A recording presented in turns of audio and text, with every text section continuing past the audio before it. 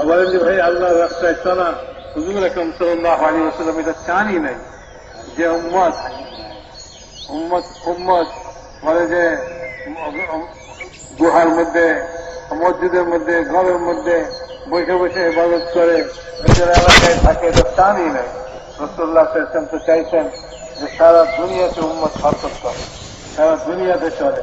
এই জন্য বড় ফজিলত শুনাইছেন, বলে যে উম্মতের মধ্যে যারা বলে যে দুনিয়াতে দ্বীনকে প্রচার করার জন্য, দ্বীনকে চালাইবার জন্য সারা দুনিয়াতে ফিরবে এবং সমুদ্র সফর করবে, পানির সফর করবে, তো বলে যে সেখানে যদি তার মওতের সময় হয় আল্লাহ তাআলা স্বয়ং তার জানকে কবজ করেন, ফেরেশতা দিয়ে জান কবজ করেন না। তো বলে যে সেখানে যদি তার মওতের সময় হয় আল্লাহ তাআলা স্বয়ং তার জানকে কবজ করেন, ফেরেশতা দিয়ে জান কবজ করেন না।